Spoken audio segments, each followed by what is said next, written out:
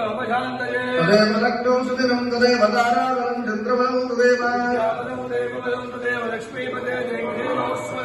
यत्र योगीश्वर कृष्णो यत्र पार्थो धनुर्धरः सकल कल्याण भाजनं यत्र सर्वदा सर्वकार्येषु नास्तेषां मङ्गलेषां भगवान् मङ्गलायतनो हरिः आस्तेषां जयस्तेषां सुस्तेषां बलावः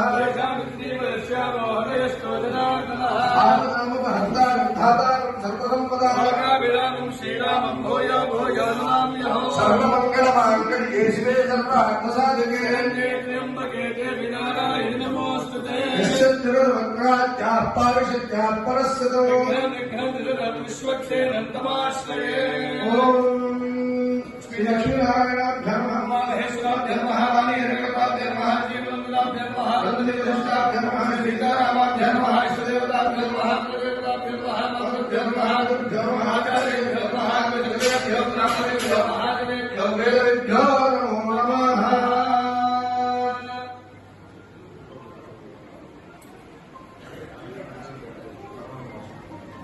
नमस्कार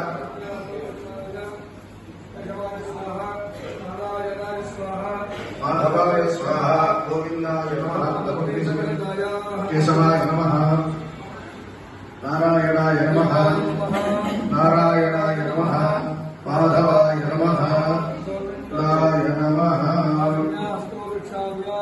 तिरुनाम వాళ్ళు రావాలి తిరునామం విద్యార్థి ఒక నిమిషం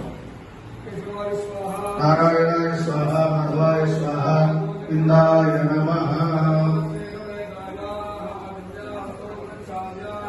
ओम केशवाय नमः ओम नारायणाय नमः माधवाय नमः ओम गोविंदाय नमः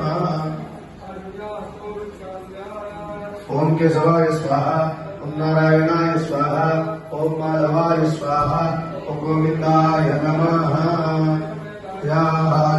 ओम केशवाय नमः ओम नारायणाय नमः ओम माधवाय नमः ओम गोविंदाय नमः జీవాత్మగా ఉన్న పరమాత్మ యొక్క చైతన్యం ఏదైతే ఉందో అదే ఆ బాబా వారు చెప్పింది. ఈ దేహం కాదు, ఇది తీరిపోగానే అగ్నికి అగ్నికి ఆహుతైపోతుంది. కానీ అందులో ఇన్నాళ్ళు ఉండి 80 ఏళ్ల పాటు 90 ఏళ్ల పాటు ఈ శరీరంలో ఉన్న కళ్ళు చెవులు పనిచేయడానికి లోపల ఉన్నటువంటి ఆత్మ ఏదైతే ఉందో అది చైతన్యం, అది శాశ్వతం, అది నేను అని తెలుసుకోవడం కోసమే దాన్ని అర్థం ఏంటి అంటే మన చిత్తంలో మన మనస్సులో ఉండేటువంటి ఒక చీకటి, ఆ చీకటి మనకి పరమశత్రువు. ఇప్పుడు సుదర్శన కలశాన్ని తీసుకొని హోమం పుణ్యాహవచనం చేశారు. ఏమంటారు? సుదర్శన మహాజ్వాల కోటి సూర్య సమప్రభ.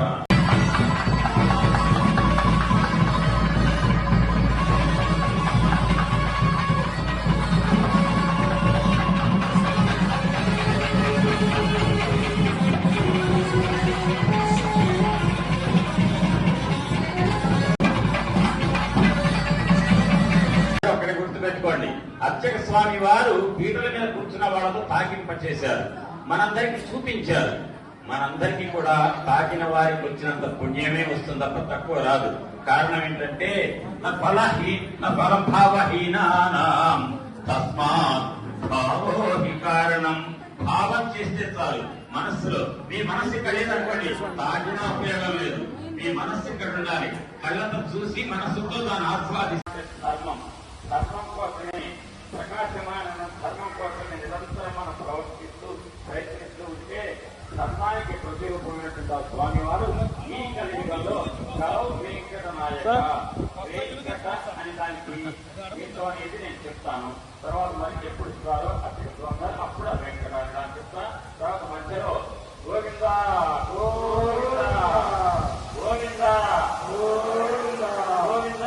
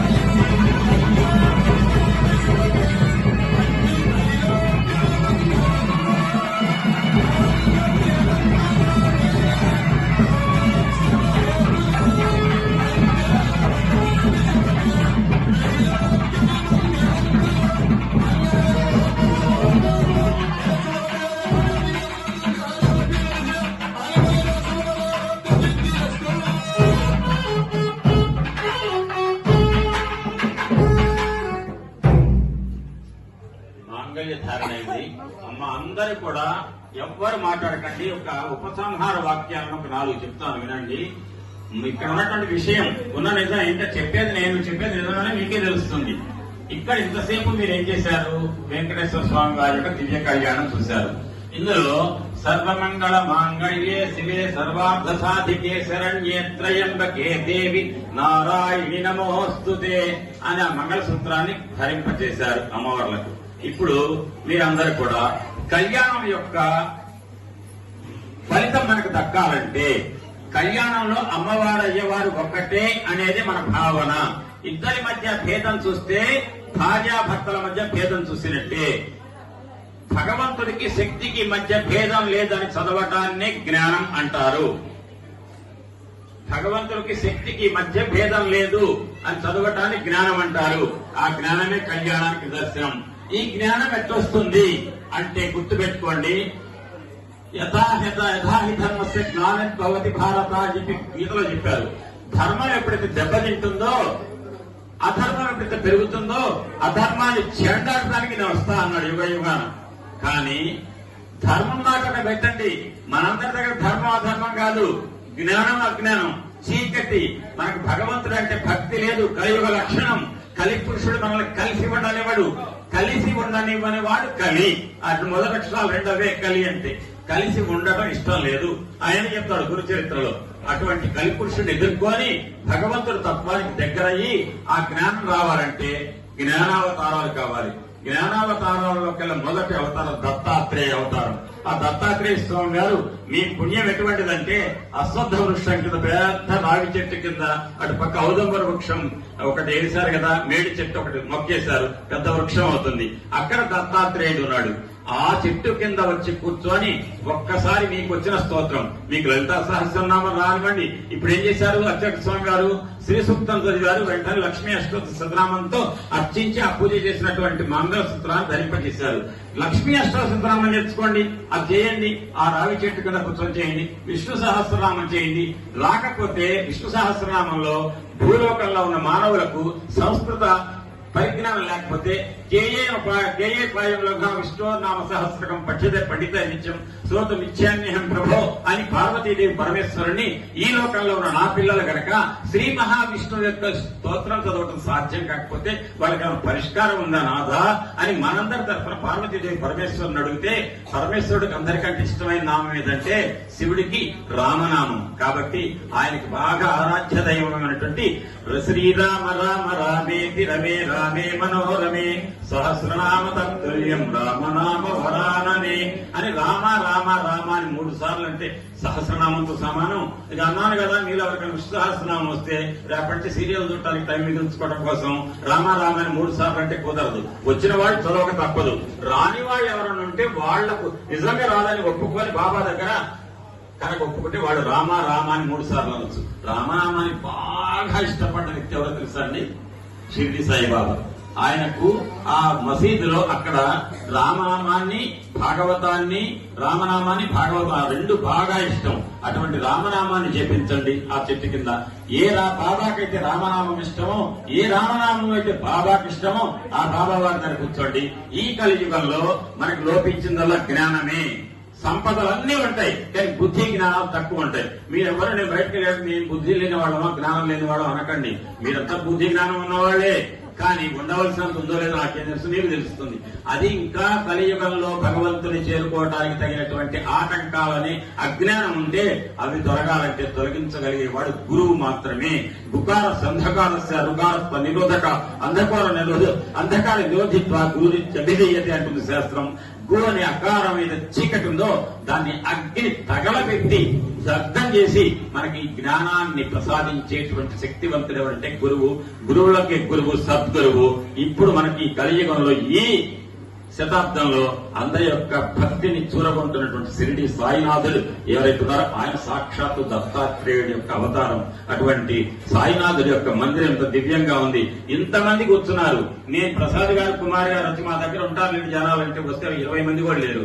ఈ 20-25 మంది కోసం నన్ను పిలిచింది అనుకున్నా. తీరా చూస్తే కళ్యాణం ప్రారంభం కాగానే చుట్టూ నిలబడ్డారు, అక్కడ కూర్చున్నారు, అక్కడ నిలబడ్డారంటే ఇంత నిండిపోయి హాల్లో సామూహికంగా కలియుగంలో అజ్ఞానం అనేది మన నిండా పెట్టి భగవంతుడి జ్ఞానం తెలవకుండా అడ్డం ఎప్పుడైతే కలిపురుషుడు తిరుగుతుంటాడో ఆ కలిపురుషుడిని ఖండించి మనకున్న చీకటిని తొలగించి భగవంతుడి యొక్క జ్ఞానాన్ని మనకు అందించి పెట్టే మహానుభావుడు ఎవరు? సద్గురుడు. ఆ సద్గురువే సమర్థ సద్గురు శ్రీ సాయినాథుడు. అటువంటి సాయినాథుడు ఏ దత్తాత్రేయుడి యొక్క కలియుగ